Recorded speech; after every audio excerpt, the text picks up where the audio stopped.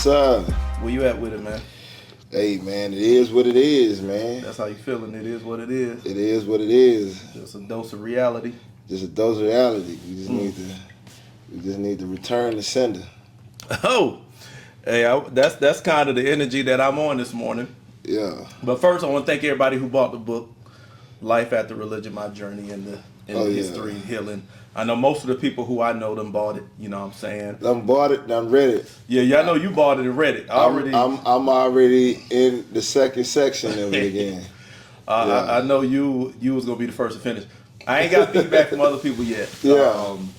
So yeah, we're gonna see how it go. But if you don't have it, it's available on Amazon now. I'll be doing more promos around it and all of that stuff coming soon. But today, man, in the news, probably within the last 2 weeks, we had two major brawls. Yeah. One in Cincinnati, Ohio, and another in, I think it's called Simi Valley, California. Oh yeah. It's black or white. That's why I wore this. It's black or white. So you coming with the theme? Yeah, Michael Jackson. It's black or white. Oh yeah. Yep. That's why I wore this, black and white. Gotcha, man. Yeah, it's black or white, like an Oreo cookie. Hey, man. Well, we on some Oreo cookie talk right now.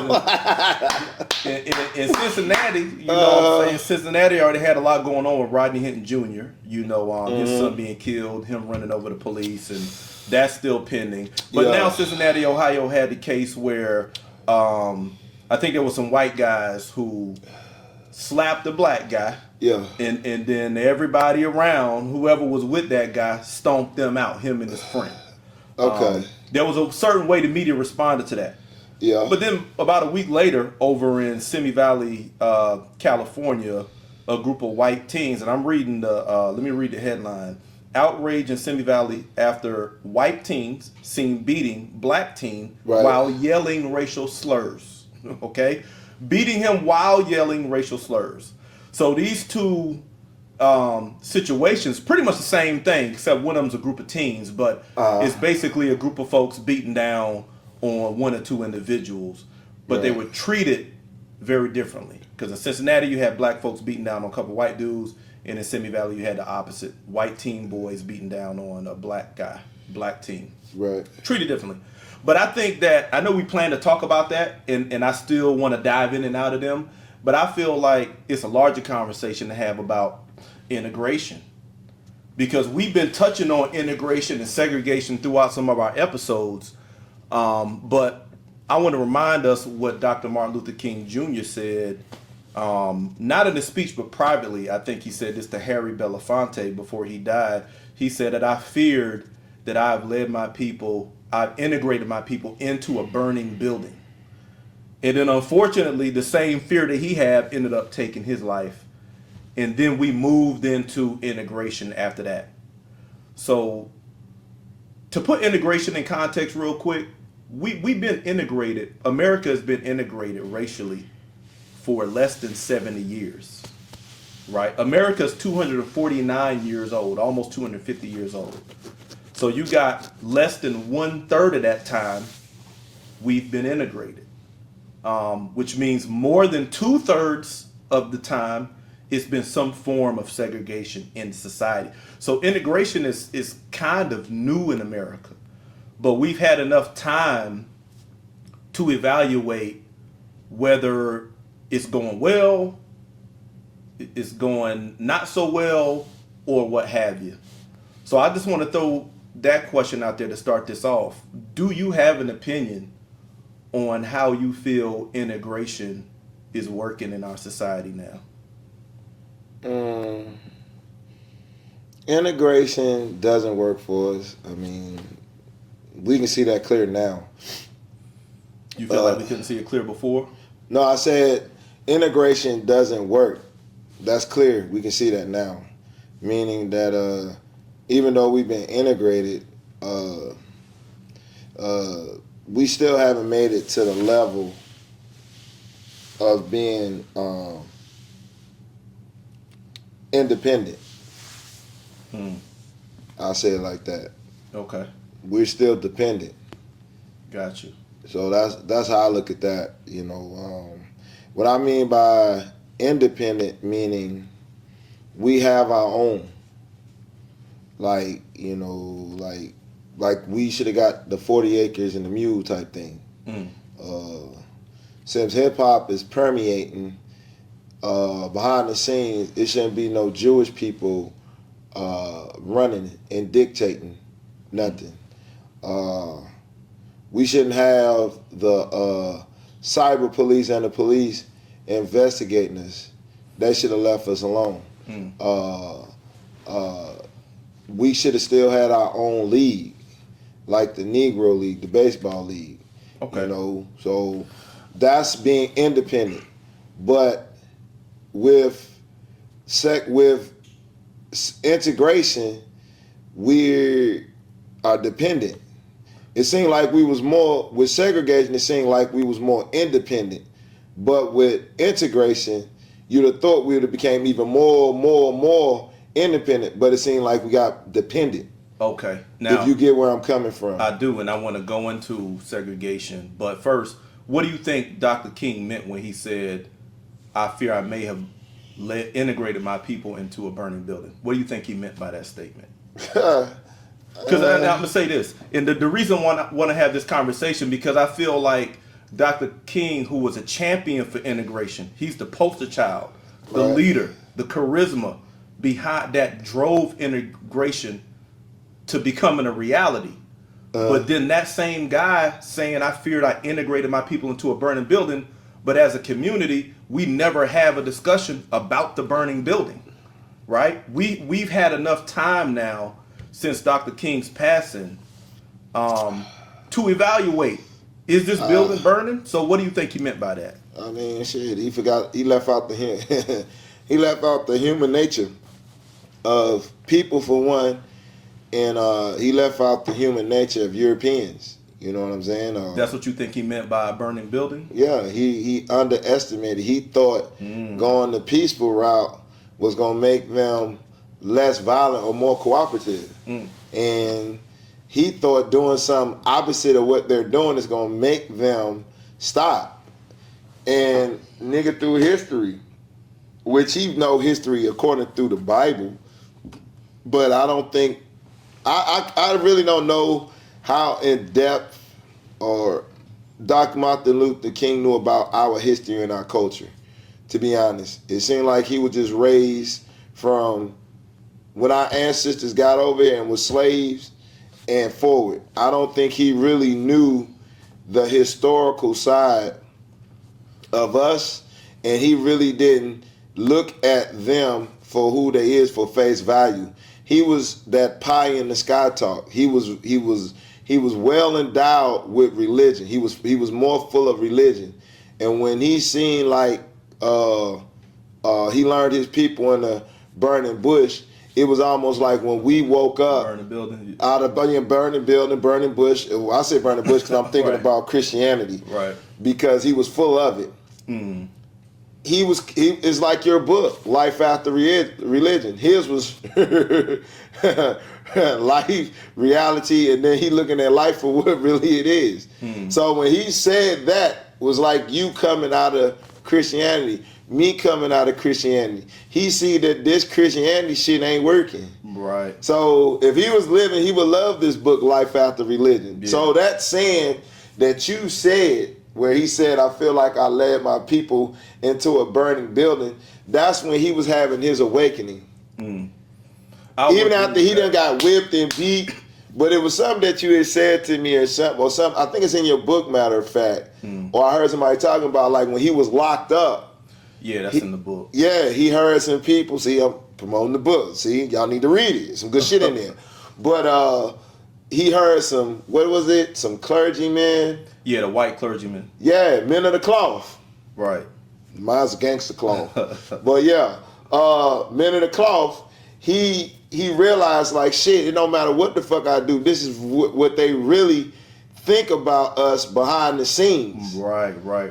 So he had his awakening like, oh, this I'm going to say religion. I ain't going to say Christianity, okay. I'm going to say about, got you. But religion is where he realized, oh shit, nah.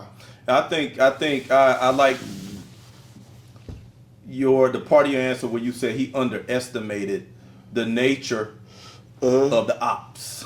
Right? Yeah. That like the YN say the Opps. Yeah. You know, because he was so blinded by belief in Christianity that he thought taking the route of showing them that, hey, we're all human and we're all the same is gonna make them change. He underestimated what it takes for people to actually change. So he did his whole campaign on the idea that if we appeal to them as people, they're gonna have a different heart posture, as they say in church. You're gonna change how you feel and how you see us. But I think, like you said, he had an awakening that we've taken this thing to the limit with nonviolent resistance, and still they are who they are, right? So I think now, decades later, man, when we look at it, I'm surprised but not surprised that it's 2025 and we still having these conversations. Some people don't want to have them, but I feel like the people who don't want to have them are the people who are not impacted by the disease, because prejudice and racism is a disease, and it clearly it was a part of American culture, and it's still, the remnants of it still permeates throughout society. But it's not our disease. That's not a disease we carry, but we're impacted by it. So, of course, we speak on it. And I feel like the folks who are not impacted by it, or who haven't been impacted by it yet, are the ones who are like, we don't need to talk about this no more, move on. But we still looking at it. My mind is spinning because I was thinking as you was talking, when realistically, when have anything changed from peace? From peace? From peace. Oh, from pushing peace. Pushing peace. For advocating for peace. I got you. When has something really ever changed? But we still blow smoke up each other's ass, and nothing don't change. When has anything really actually changed when peace was just pushed? Nothing. Yeah. That ugly head of somebody getting taken advantage of, like a person got herpes and they bust it, and every time the winter come, they call it a cold blister, but it's really a fucking herpes bump. Right. It's gonna keep coming every time. Right. And it boop, and you got to buzz, and you got to deal with it. You got to put all kind of ointment on it for it to disappear. People call it a cold sore. Right. Come on, miss me with that. So that's the same thing. We just need to call the shit for what it is. When you start to let people know we tired of talking about the shit, we're gonna take action, that's when peace really come. Yeah. Not just talking peaceful shit, but when you saying, you know what, this ain't working, and they start to get a sense and seeing that we're not thinking about peace, it ain't coming out our mouth no more. It sounds more kind of, I ain't gonna say combative, but almost like enough is enough. Right. And if you look at it, that's what's happening now. Enough is enough. And I'm gonna put it like this. Where it was really putting pie in our face is, I ain't trying to make Donald Trump look bad, because our new president now, but every president got dirt on him, right? He got dirt on him, but it's exposed. But he's not denying it, but he's not glorifying it. Right. It is what it is. Right. That's why I kind of like fuck with him, because he's not sugarcoating shit. It is what it is. And I think that's what's making our people say fuck it. And it's making white people say, hold on, let's look, because you got a man that's a leader of this country. He done became president first time while I kissed him out, grabbing my pussy. He wasn't showing his tax and everything. He became president. Then he lost. Then he done came back. And some people say, I don't know how, he got a bunch of felonies. I think my psychologist say this nigga got like 25 or over 30 something felonies. And the nigga became president again. So in a way, I'm kind of glad he in office, because it let us see like, shit, nigga, dang if we dang, we don't. We gonna get fucked over regardless. Right. You know what I'm saying? And I think that's why this shit is happening. Because black people like, well, fuck, goddamn. This dude got dirt. They attacked the Capitol. Got you. You dig what I'm saying? Yeah. So it's like our people are reacting. It's like we're not talking no more. Now I think what's going on, I think true peace really gonna come from the heart. Not from the mouth, but from the heart. Yeah, because we're not expecting folks to follow a religion that they never followed anyway, that they gave you and they never followed. Yeah. You know, Dr. King has showed us, and I think that for any Christian who's thinking that Jesus or God of the Bible is going to resolve the issues we see in our community, we should see you have not even done a fraction of what Dr. King has done. No. And we've already seen his faith, right? Now when I'm raising the question, is integration really working? Because Dr. King took doubt to his grave regarding integration. Now let me ask this question. Was segregation bad? Let's talk about that. I'm glad you said it because I was just going to say. Let's go into segregation. Segregation was good for us. And I also want you to rope in your experience growing up. Was it a diverse community? Was it black? The community I grew up in Chocolate City, D.C. when it was Chocolate City. Okay. It's white Chocolate City and now. I want you to kind of, as you talk about if segregation was good or was bad or good, I also want you to touch on a little bit your childhood experience. Did you encounter racism much? No. Okay, so. Right. So it kind of like blocks me from in a way, segregation and integration, because my environment, only people that I did see that, damn, even my teachers wasn't white. If I did have a teacher, they was mulatto, they was mixed, they wasn't pure white. Okay. I only had one pure white teacher, and is when I got in high school, and she was an old ass white lady. Where you couldn't abbreviate, now you had to write everything the fuck out. But check this out. This is how strict she was on us. You know, when you write your name on your paper, your name, your date, and everything, do you not know she considered that as part of the test? Oh, wow. So you will have, let's say you passed the test, but you would get -5. She done said because you abbreviated your middle name and you abbreviated the month. So that's why you didn't get 100. So even that, and I failed her class because she always fucked with us. She was real strict on everybody, but she was old and white. When she was my English teacher, I'm going to say bitch, had to be like 75 plus. She shouldn't even be teaching. She should be retiring. You dig what I'm saying? Was it a black class? Yes, it was. I had to throw this in there because she was the only white teacher in the school center. She was an English teacher. Speaking of that integration not working, right? Yeah, that's the only experience I had. Every generation, my mom, myself, and my youngest son has experienced bias in the classroom similar to that, right? Because that's ridiculous. You abbreviated the month or whatever. It got nothing to do with the test. And then you deducted. You're looking for a reason. There you go. To lower grades, right? Which is, we know is race, is prejudice, right? That's ridiculous. But I wrote in the book how my mom and her younger sister, my Aunt Penny, was one of the first to integrate. I think it was like in 9th and 10th grade. They went over to the white schools as a trial, and all of them failed. All of them failed except for one. One boy who stuttered, and he worked for one of the white farmers. He passed. Right? But they failed. But the teachers were marking their tests wrong when the stuff was right. And a lot of the kids were afraid to go and say something, but my mom and my aunt would always go and confront the teachers. But all of them end up failing. Now me in college, old white professor, I wrote this paper. I'm a writer, right? I wrote a book. Several. Yeah, second book. And even in the Marines, I wrote a publication.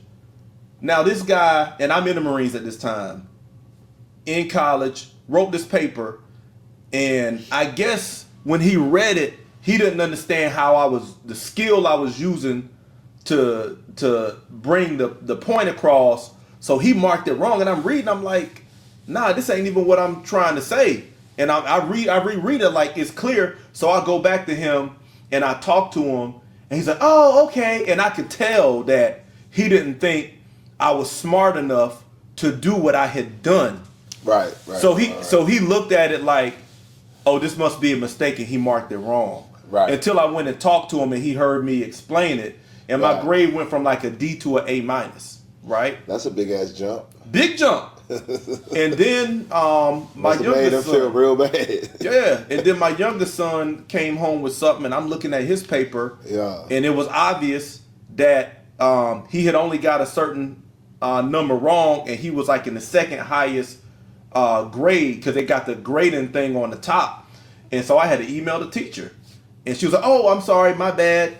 You know what I'm saying? So yeah, okay. We seeing this in the classroom and now we tired of acting like it's a coincidence. Yeah. So I just had to throw that in there. Yeah, yeah. Mm-hmm. So that was your only time really feeling the presence of like prejudice or anything. Yeah. And that was kind of, minor. Minor, yeah. Yeah. Okay. But with segregation, I feel like it was better for me studying history because segregation gave us a break where we didn't necessarily have to focus on white people. We had to deal with our own issues and it forced us to have to be creative. Right. It was beneficial for us. The only time segregation was fucked up for us when we didn't get fair treatment as far as why ain't we got the same amenities as white people. That's the only problem that I had with segregation. Gotcha. The thing that the state or the government provides. Yes, for the white and that we're not getting. That we're not getting. That's my only flaw with segregation. Like right now, I'm with segregation if they do it again, but it has to be a fair trade. I don't have no problem, and I'm pretty sure a lot of black people don't have no problem. Well, a lot of black people will have a problem, but I don't have a problem as long as we got what we need to be independent, where we don't have to come and ask or negotiate with you with nothing. But they're not going to do that. Because even when they did integrate us and segregate us, we were still in a dependency mindset. Right. Now, if you're going to do segregation, let's do it right. Give them what they need where they can be their own self-sustaining people. Or get out of the way. Or get out the way. So they can handle their own management. So segregation shouldn't even come out their mouth if they're not going to do that. Mm-hmm. You dig what I'm saying? Yeah. That's just fair. They say we should want segregation or this. I don't have no problem with it because if animals can live amongst each other and cohabitate without infiltrating each other, but one thing about it, in the animal kingdom, they're not doing nothing to each other to hinder your prosperity being segregated. Right. But with us, you segregate, but it's hindering somebody. Right. And see, that's what we as a people, as black people and Africans, FBA and Africans, we should not have a problem with segregation as long as it accommodate us with, like you say, food, water, land, and everything. And we can run our own shit. Can you live with that? They can't because if they did that, they can't make no money. They only can make money off their own. Right. Which they won't profit. A profit, you can't make no money off your own shit. The only way you can profit something, somebody has to, you dig what I'm saying? Right. To make profit off of somebody. You gotta have a consumer for your products and services. Yeah. Now, two things. The world has been segregated from, as far as we know, from the beginning, right? Because when you look at the world, you see the people in Africa, Asia, Europe, Middle East, that it's distinct culture, phenotype, look, and all of that. But that was organic, though. That's what I'm saying. It's been like that, and everybody can peacefully coexist with their differences until folks start wanting to get something from somebody that don't belong to them and all of that stuff. So was segregation bad, right? I asked that question because it's not till recently, honestly, that I'm looking at segregation as, man, that was actually working good. I'm in my 40s and I'm realizing that now because the way we were sold segregation was married to racism, right? They made it seem, the way we were sold segregation, it made it seem like segregation was what was causing the prejudice and racism. But it was the reverse. Mm-hmm. It was prejudice and racism that caused segregation. But segregation was actually healthy for us because everything was for us, by us. And we cared about each other. We had empathy toward one another. We built businesses. We took care of ourselves. We didn't depend on anybody else to solution our problems. We had visions for our communities. We built accordingly. So it was good. And what really made me think about that is when I think about the fact that the town I grew up in, Marion, South Carolina, was segregated. But the reason we didn't call it that, because it wasn't in your face. It wasn't in your face, and there were no signs. Because see, that's how they sold segregation. Yeah. White only, black only. Yeah. Back of the bus. We looked at segregation like that's all it was. These signs that kept you out of places. But segregation was actually us living in communities that we developed and that we ran and that worked for our benefit. We were never sold that. But when I think about my childhood, I'm like, man, I had a great time in my small town growing up, even though we were basically poor. But we could go downtown, I call it across the tracks, but downtown in English Park, and we can see all the big houses where all the white people stayed and the doctors. And we would go over there and look at the houses sometimes like, wow, that's nice, that's nice. But we loved our life on our side of town. And through all of that, 80s, 90s, man, I didn't see racism. I didn't see it growing up. And it's like the only time that I really felt there was a racist thing, I think I told you, me and my friends were walking from downtown going home, and the post office was there. The post office, the door was always unlocked so you could go check your box. One of my homeboys went in there to get the mail for his mom, and we came out, the police came, pulled up, and was like, hey, we got a call and said you guys, and we were confused, like, what you talking about? He just went to check the mailbox for his mom. But that was a white person who saw us walking. It was like, there's some black teens, let me call the police. But they was like, okay, and left us alone, and we just kept moving because racism was so foreign to us from a direct experience that we were confused about what that was. The reason I say that is because now we look into society and I feel like we seeing it all the time. And it's 2025. And we still having these conversations. You know what I'm saying? So to me, that's saying that something's not working. That disease of racism and bias and stuff that white people have been pushing on us ain't been cured. And it's still out there and nobody talks about it. Mm-hmm. Yeah, man. I could go on and on, man.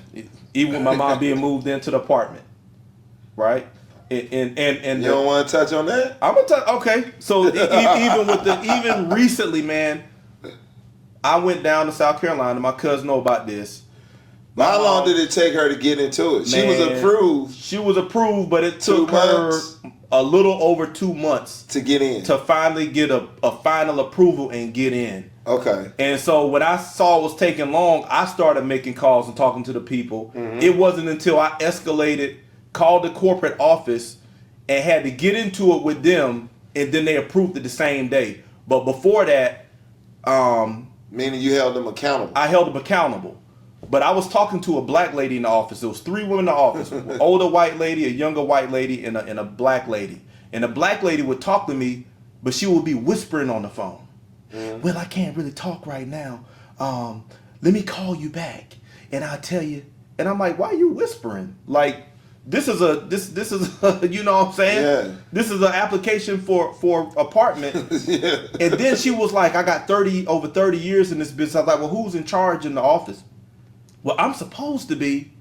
Well, then why aren't you? Yeah. Because it seemed like the old white lady is running things and mixing up all the paperwork and drawing everything out. And here's what she said. Well, you know, them folks, when they know somebody, they feel like they can do stuff without no consequences. This is a black lady. This is within the last 2 weeks, mm-hmm. right? She in there got the most experience in the office, scared of these 2 white ladies who she said they got pulled off the street basically and hired. They don't even know what they doing like that. Mm-hmm. Messing up the situation. And then one thing she said is that, we got to be better than good enough. What's that mean? Like good enough ain't enough. Good enough ain't enough because you got to be better than good enough. You got to be a super nigga. You got to be a super Negro.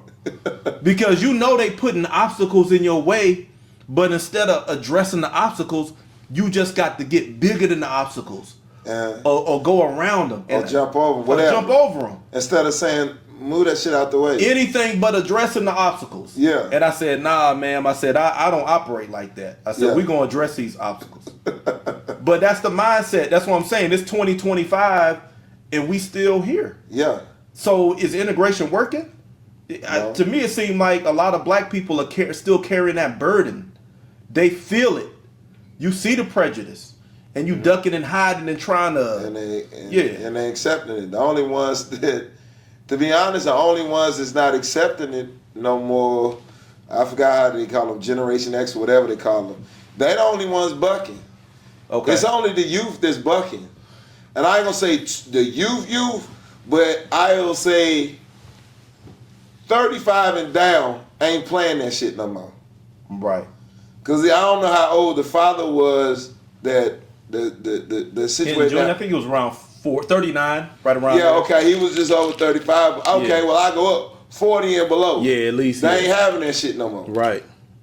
You talking about our generation, that baby boomers and all that, it's like it's over with. That turning the other cheek, that shit is done. Yeah.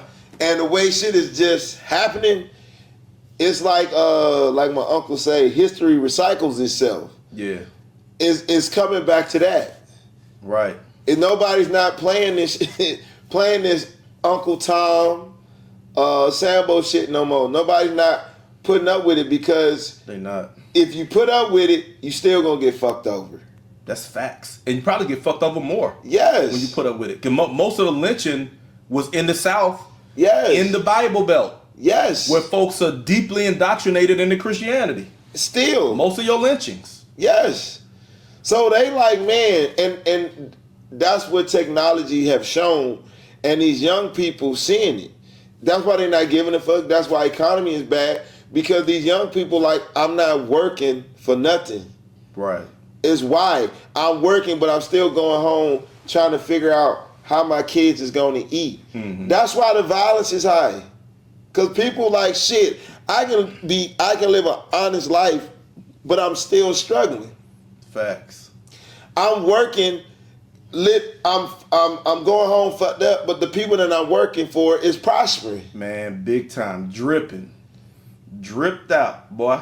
So these companies, that's why these companies is going to like Amazon and people ordering more, because eventually I think these department stores like Walmart, they're going to be non-existent to a certain degree, because what people going to start doing, the people that you hiring, going to be the same people that's going to rob your motherfucking ass. Oh, damn.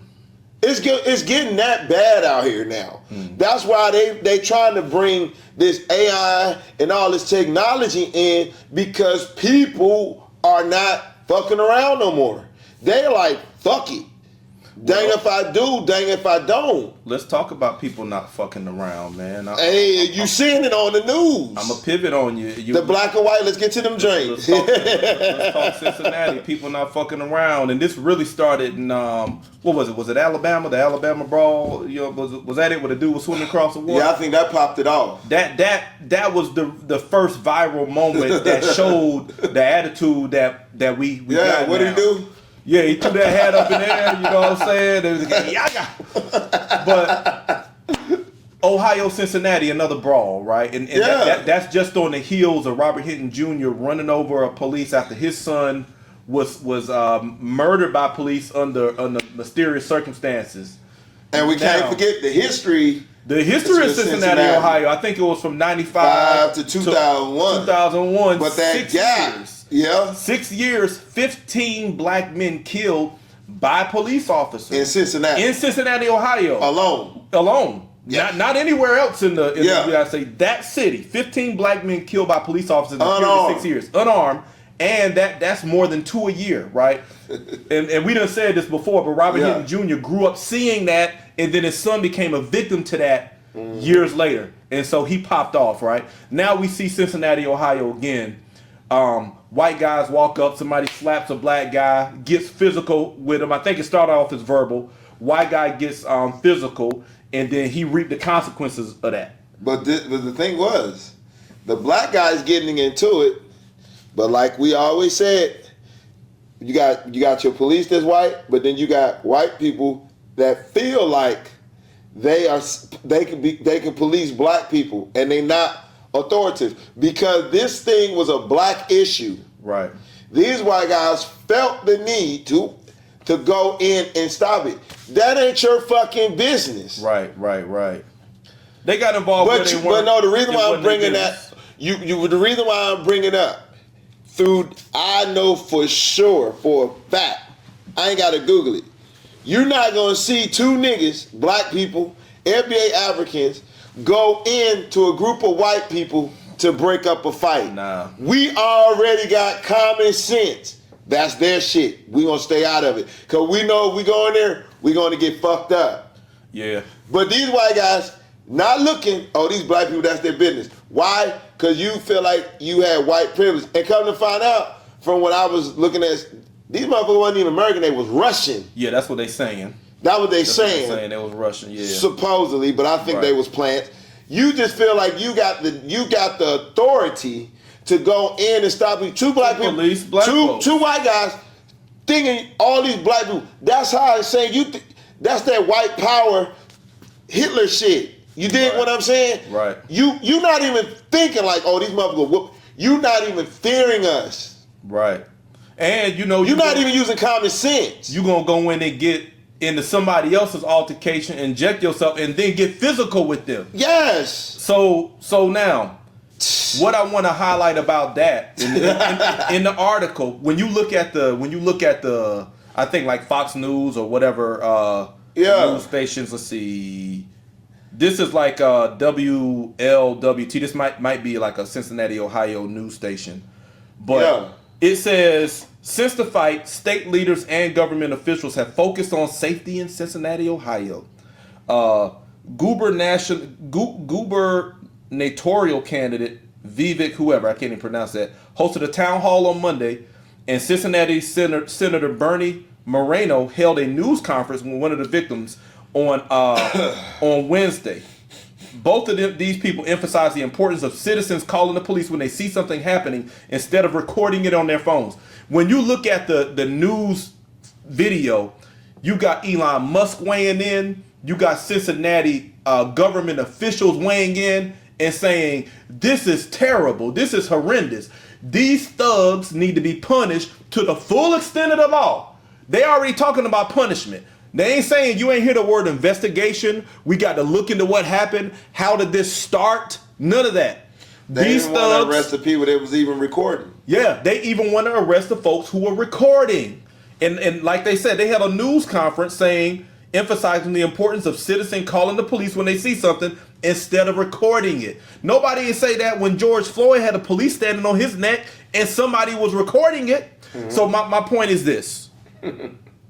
One fight, seeing a couple of white dudes get a beat down after they instigated something.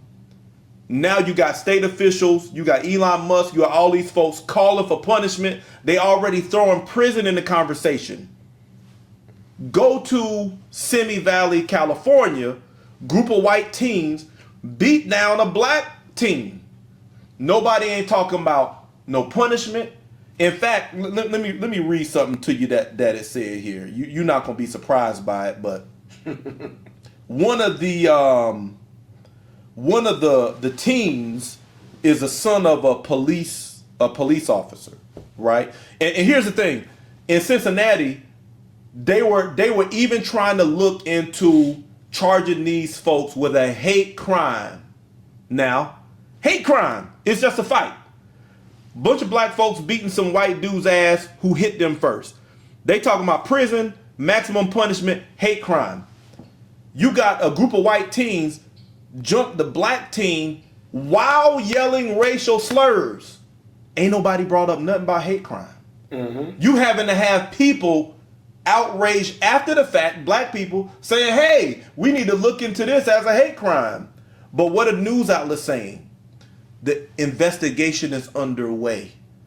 Not only that, but they have not released names of the aggressors. And they mentioned that one of the kids was a son of a police, and they say he's not going to be a part of the case. Right? Now, the black boy who got beat up, his name is here. Michael Robinson. The other cats, they even said it was another 18-year-old white teen, I guess that was with him. They didn't even put his name in there. All the kids who beat him up, there is no names. Now, in the Ohio case, Cincinnati case, all the suspects who they tracked down, all their names in that article. All of them, okay? Yeah. And I feel like that's dog whistle shit right there. You know, you're letting the public know this is who they are, just in case you want to do a little something, something. But when it's the other way, we conceal those names just in case you want to do a little something, something. So we see, this is why I'm raising the larger question. Is integration working? No. Look at this shit. I mean, it's to me, it's an insult how obvious it is now, but then yet they still want us to sit back and be quiet. But Right? not whoop their ass when they do some shit. Yeah. It's a mental, and I'm gonna turn it over to you, but it's a mental health issue because the therapist that I told you, my friend, I was talking to her about my book and some of our stuff on the podcast, and I was like, it's a mental health issue, like this prejudice and this stuff we seeing happening. And she's from Ghana. She said, yeah, you know, I'm gonna be honest. She said, me and my daughter went to Ghana for 7 months. I said, 7 months? Because she worked from home as a therapist. And I said, wow. She said, yeah. She said, I had PTSD. She said, like, she found herself having irrational fear. Like, if she were to go running outside, like, she might get shot. Like, she was like, it was a rational but rational fear. Yeah. Because she had seen it happen in the news and all this stuff happening. She said she was experiencing a form of PTSD. She went to her home country and stayed there for 7 months, let her daughter go to school, all that stuff, just to reset and get her mind right here. So, I mean, I'm just saying, man, like, this disease of racism and prejudice, man, it's like we on the business end of that. But folks not wanting to really have that conversation, they want to sweep it under the rug, and I'm like, nah, bro. And that's why this is happening. That's why you're seeing more and more black people retaliating. Yeah. That's the reason why. And I think the camel that broke the straw that broke the camel's back. Yeah, the straw that broke the camel's back is we seen a man running this country that had dirt on him and he won. Then when he left out, they attacked the Capitol. And then he back. And then 4 years later, he comes back with dirt on him and he still wins again. And then while he's in, look what he's doing. Not saying that he's wrong for doing it, but all the presidents in history all had dirt, but they hide them, protect them people, right, and everything. They do that. And life is getting harder for us. It's not getting no easier. People are losing their jobs. So they like, fuck it. Can you see society moving towards segregation again? Can you see it's coming. Black, because what you're saying is folks are fed up. Can you see people like starting to That's what that Project 25 is all about. Like I said when we were talking, Project 25, Project 2025, whatever they want to call it, is part 2 of like a Jim Crow. That's all it is. They just not coming. It's like they done figured out a way to reward it to where it looks political, where it looks righteous. But all that shit is part 2 of the Jim Crow. I've read some of that. I got the finish reading. I read when I told you about the media company, the media. Yeah, they done got scientific with the Jim Crow family. I need to read the rest of it though. But okay, so you can see society going back towards. It's going that way. Yeah. Because again, man, I'm in my 40s and I'm realizing, man, segregation was actually good for us. We were doing better. Yeah. And a lot of people don't know because you might look at individual success stories, man. But I'll just say this and hand it back to you. You mentioned this earlier, man. We had our own basketball league.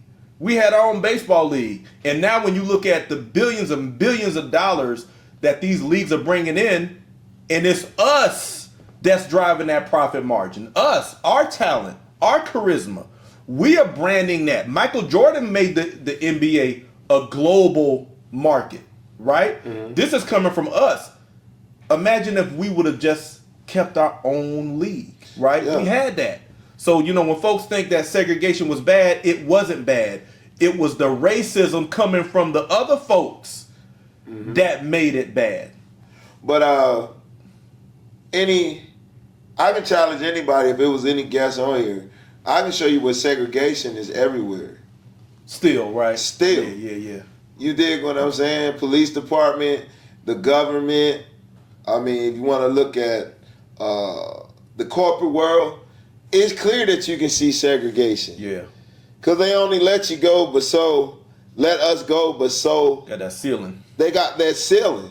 Glass ceiling. I mean, if you look at owners of baseball teams, owners of basketball or football teams, it's clear. That's right. You don't want to call it, but that's segregation. Even in companies, man. Companies. If you look at an organizational chart for a large company, it's going to be white as hell at the top. Yes. So, but the thing is, they don't want us to have our own. Like I say again, they cannot stomach us making millions of dollars, billions of dollars with our own people. They cannot stomach that. They were like, nah, we need some of that. Yeah, it's economic. Because they feel like we giving y'all, quote unquote, which is bullshit, the privilege to make that. We need our cut. It's no more than you being a drug dealer on the street and you not from that neighborhood, but you got better drugs. They're going to allow you to sell them, but you got to get in what? A percentage. A cut of it. Even in the drug game, it was like that. Yes. You know what I'm saying? So you got to get all you got to do, it's real simple for our people to understand this. For all thugs and street niggas. Whatever you doing on the street, the government is doing it doing the same shit you're doing, but on a higher level. It's just that fucking simple. It's just like churches. You go into a church house, which is the trap house.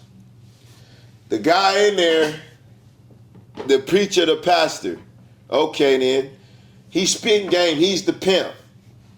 The congregation is like the hoes or whatever. He getting you all up here to get that money up out your pocket.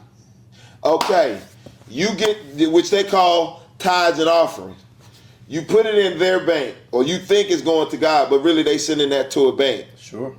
So that's you sending your money to the big dogs. They gave you the trap house and supplied you with everything you need to run that trap house. It's no fucking different. And the pastor, I get real cool with it. He got his lieutenants, his deacons, and everybody. They getting paid, they getting a cut from that money. Some of them, some churches pay them. Some of them just do it off of loyalty and just for bragging rights. It's just the same shit.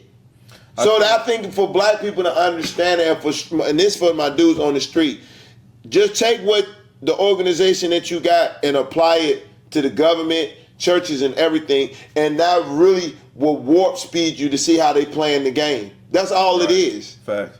And I think for people who can't digest that analogy, because a lot of people, when you hear somebody compare church to a trap house and drugs and stuff like that, they shut their ears off.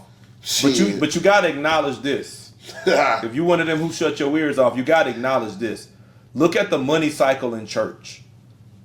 Church collects tithes and offerings for nothing. Just for you believing. You giving God, you giving money. You're not working. You're not helping build a product or service. You were just giving 10% of your income for free. Where does that church? He's just saying the church puts that in the bank. What's the bank gonna do with your money? They use it for enterprises, investments, all of that stuff. Home run. To whatever they got to do. I'm just tapping that in. So he's just showing you the money cycle that you just funding the bank to allow banks to do whatever they do, just off of your belief. I'm gonna hit a home run. When somebody go to the trap house, they go excited because they know when they get to their trap house, they're gonna get what they need, right? Which is their drugs, right? And when they get it, they go home and get what? High. and feel godlike until they Same what? thing. Until they come down. And then they need to go Then they're back. going to need to get another hit. Same thing in church. When you go to church, you go in, hey, Get your Holy high. Ghost hit you. Sunday, God is good, you get home. But when reality start to kick in God. your ass Wednesday, you can't wait to Shit. get back to church to get you Shit. another. God damn. Woo, I'm ready. Amen. Amen. We're different. That was my home run, Babe Ruth. Amen. Mark Hold on, McGuire. wait. Okay, yeah. Home run. For the, if they still having a hard time stomaching that. Hey, dog, and that's a Hey. hard pill to swallow. Hey. But when you look at the fact that the church has been here for centuries, And you still struggling. and you still struggling, and the church is not impacting the state of affairs for us. It's Yep. not moving it forward. Yep. But you steady giving it money. It's just what he said. You come in and you getting your high. Yup. You come in and you praising, you feeling Getting good. your And fix. listen, nobody can get you high like us, though. Yup. Nobody can get you high like us. Who better than us to sing you under the table and make you feel something? Yeah. Who better than us to preach you out your seat, preach you happy, and make you feel and make you feel something? Who better than us to make you do this? Come up out that money, and that offering And throw it at the, when, and putting it out there. no, but look, follow me with this. I'm clowning. I'm feel real good clowning Yeah. now. When you say the pulpit that they call it, that's the stage, right? Right. Take that. You know where I'm going with this. Take that thing where he put his Bible on. What y'all call that? Pulpit. The pulpit. Yeah. All right. And the pastor, they don't look raggedy. They got the watches, the suit. pastor looking like this, you know what I'm saying? Bang, bang, bang. Yeah. Now look at the stripper world. You come in, you throwing money on the stage, like you throwing money at the altar. That thing that he put his Bible on is the stripper pole. And when he get to moving around, that ain't no stripper but coming to each table doing this, pop, pop, pop, pop, pop, pop. And what do the pastor do when he on the stage? All right, y'all ain't feeling me. I'm gonna go over here with Ed, over here. He's entertaining. Tell me the difference. Okay, now. Now, hey man, y'all might not want it, but It's the fucking truth. The shit is real because you are not getting to listen. We did church, like we Yeah. we not talking as outsiders. We did it. I've been the pastor. Not the pastor. I've been the minister in the pulpit taking the offering. I know what I'm talking about. He been in there, giving offering. We know what we talking about. But we saying this is not to disrespect the church, but we saying there's a parallel that you got to peep. Yeah. You giving your money for nothing because if your life is not changing. Most people, especially when they telling you to take a big offering, are going further into debt. You struggling to make ends meet until your next check because you done believed and gave up some money. But the church is collecting that and putting it in the bank. It's a cycle. And the bank is collecting money from churches all over the city. Yeah. And then doing whatever they need to do and go build. Meanwhile, you can keep your money in your pocket and build yourself. What church have you ever been to? I know I ain't never been to a church when they come on Sunday and say we ain't pay the electric bill, the lights are off, we ain't not having church. Have you known anyone? Nah. Have y'all ever been to a church and say, we can't have a service because we ain't got the lights on or the water bill? Think about it. But how many of y'all out there, lights went off, have the church paid your light bill? Of course, some of y'all may have got church, but I guarantee you, if we do the ratio, it's like 20 to 80% of y'all. I like that analogy, especially with the trap house, because the church ain't a dope dealer; it's a hope dealer. And some people think it's fly to call themselves hope dealers, but you the same thing as a dope dealer. Yep. Because you just getting people a different kind of high. Yep. It's a temporary euphoria that they got to come back around again and pay for. Get some more. You paying for it. You paying for a high. It's just a different type of high. It's a hope deal instead of a dope deal. Yo. Let's call it what it is. It's a hope deal. So, man. And we getting fed up with it. We getting screwed Ain't over. nobody talking We about getting that screwed bullshit. over in religion, and we getting screwed over here. Life after religion, baby. Yes. Get out of the hope game. Get out of the hope game. You know what I'm saying? And even if you don't get out of the hope game, at least see the game for what it is. Yeah. And then make a real decision. And act accordingly. Act accordingly. Make a real decision. At least know what the hope game is. Yeah. Right? Life after religion. Let's wrap it up with this. Mm-hmm. Some people might hear this conversation and say, man, yeah, y'all just talking about the problems. What we gonna do? Right? Some people are exhausted because some people hear these conversations and they know, you experience the microaggressions, the prejudice, the people coming and monitoring you. I just had a situation where I checked the shit out of an old white man who thought he was gonna come over and be looking, you know what I'm saying, monitoring all of that stuff. People experience that, but they don't really want to talk about it because they feel powerless to do anything about it. So I think it's only right that we touch a little bit on, so what now then? Mm-hmm. We done said all of this. We done said integration clearly ain't working. Mm-hmm. Not saying that life is bad, but we saying that we still feeling the mental burden, right? We still having to navigate these prejudice and racial obstacles in places where other people ain't even got to think about that. We're still having to have certain conversations with our kids about how to deal with authorities because of how they look. We're still dealing with these things and it's 2025. But what now? What are your thoughts on, what would you tell people that they should do? I know it's a big question because there's no cookie cutter solution.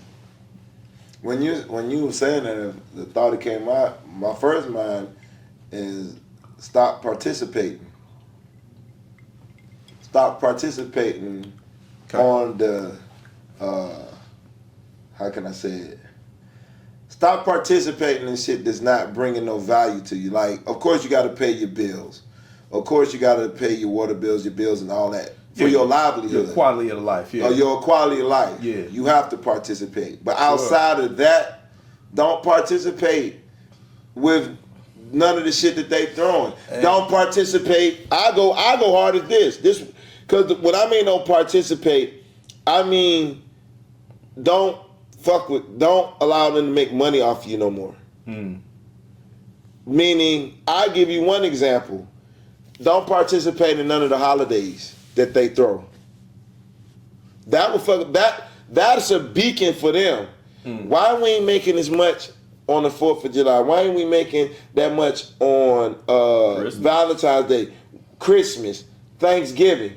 That's a beacon. You can hit them, especially between November and January, they make billions of dollars just off them 3 months, counting the whole year. That's fact. So if we just don't participate That's fact. for just Thanksgiving, Christmas, and New Year's, that will make them be like, hold up.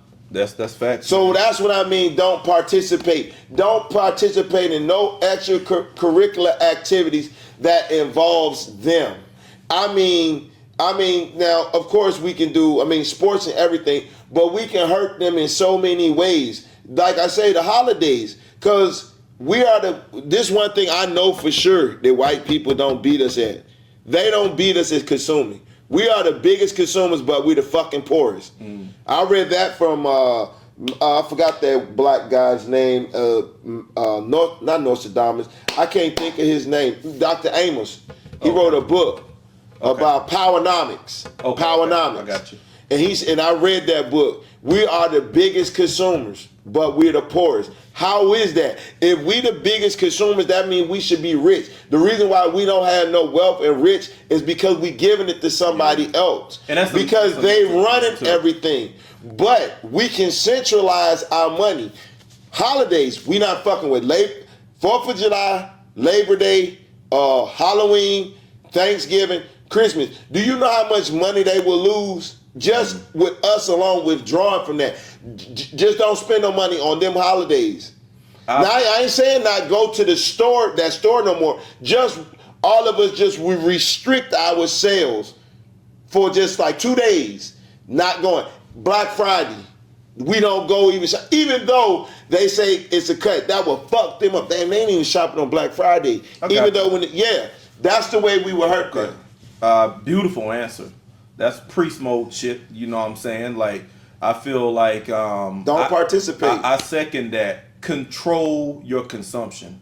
Control your participation, right? Because you got the right to do that. That's not inherently offensive to anybody. That's just and it's not choice. Against the law. Just your choice to do that. To withdraw from, putting your money in whatever. Even when it comes to church, right? Exactly. Is it benefiting you? You shouldn't be investing in things that's not giving you a return or benefiting you, especially financially or business wise. I second that. I would since you said that, I'm gonna get the other side of that coin. You say don't participate. I say participate in our stuff, right? When you withdraw from there, invest over here, right? And that's what we got to do because we got to support us because at the end of the day, we all we got. Dr. John Henry Clark, we read some books, but Dr. John Henry Clark in them was scholars, right? Yeah. He knows a lot more than me, and what he said is that you have no friends. Yeah. He said ever since like outsiders came into Africa and in our indigenous lands, they had bad intent. Yes. And his history has showed us that. Yes. And look, we ain't got to. This is not about spewing hate, but this is about looking at reality, yes. Right? And this is about self-preservation. This is about mental health. How do we take care of us? How do we create an environment where we feel mentally secure and you ain't got to feel like old girl say she afraid, feeling like if she go out running, she might get shot. That's an irrational fear, but it's a rational fear for a black person at the same time. Right? So investing in ourselves allows us to put us in position and that's to be well. That's the machine. The narrative has always been spun though on us to make it seem like we're the problem. Even when you look at affirmative action or DEI, diversity, equity, and inclusion. Yeah. A lot of white folks complain and say, "Well, I guess this black person comes in qualified." Shut your ass up.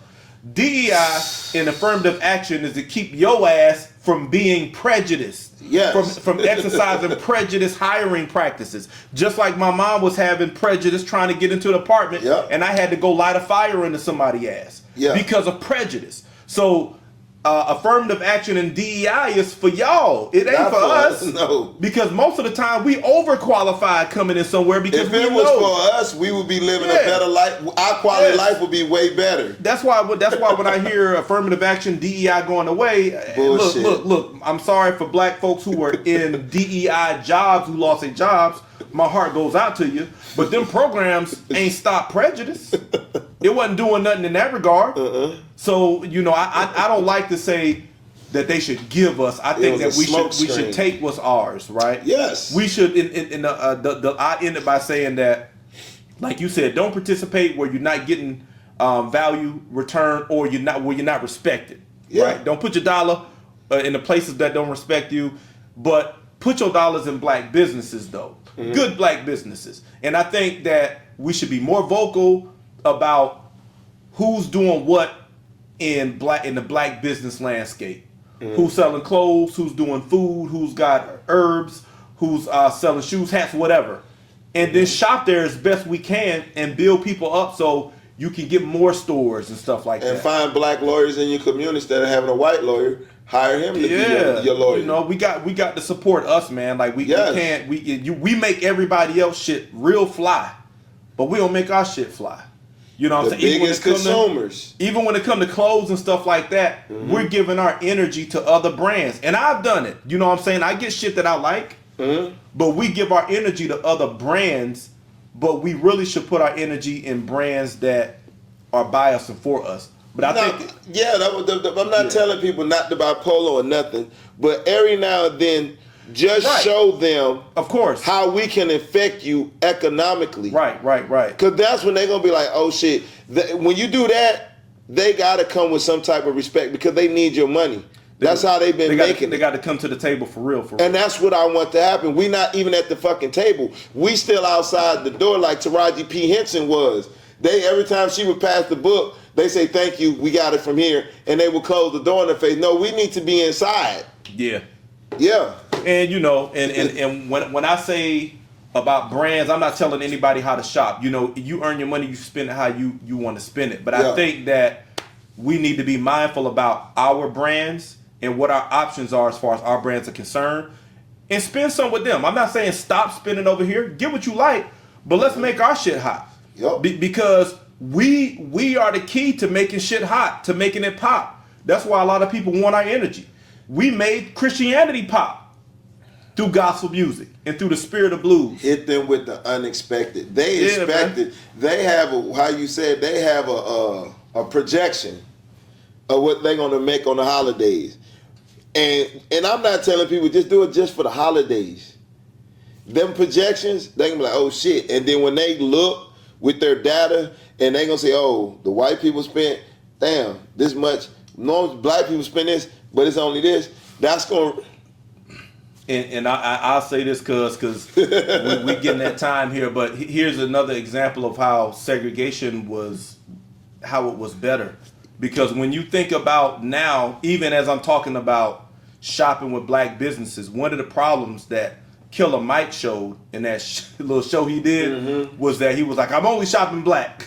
Yeah. But he realized I got to sleep outside because ain't no black hotels. It ain't no this. I can't. Yeah, he was trying to travel, so he was trying to find a black-owned bus, charter bus. He had a hard time finding. So the black businesses are sparse. Yeah. But we're integrated. Yeah. In segregation, you didn't have that problem. No, you can find all of your needs were met through black businesses. So just that alone, the fact that you got trouble finding black businesses to furnish all of your needs and wants. That's you got trouble integration. During integration. Segregation, we ain't had that problem. No, all you had to do was make it to that town where the black people were. You had food, housing, everything. All but now you go to a black neighborhood, they ain't got shit. Food, shelter, clothing, housing, you had everything you needed. Little juke joint where you can party at, club, liquor. Everything you needed, man. Can't find that now. Segregation. Yeah. And now when we talking about shopping black, we're like, damn, we need to pull everything together and find out where everything at. And this with integration. Yeah, and this is integration. So that should tell you. That should tell you. Something wrong. Something wrong. All right, man. So we'll end it on that note. And I guess we just gave our last thoughts. So yes, sir. We're gonna get on out of here. We appreciate y'all watching. Again, get the book available on Amazon, Life After Religion. Yes, sir. My Journey into History and Healing. Until next time, we out. Peace.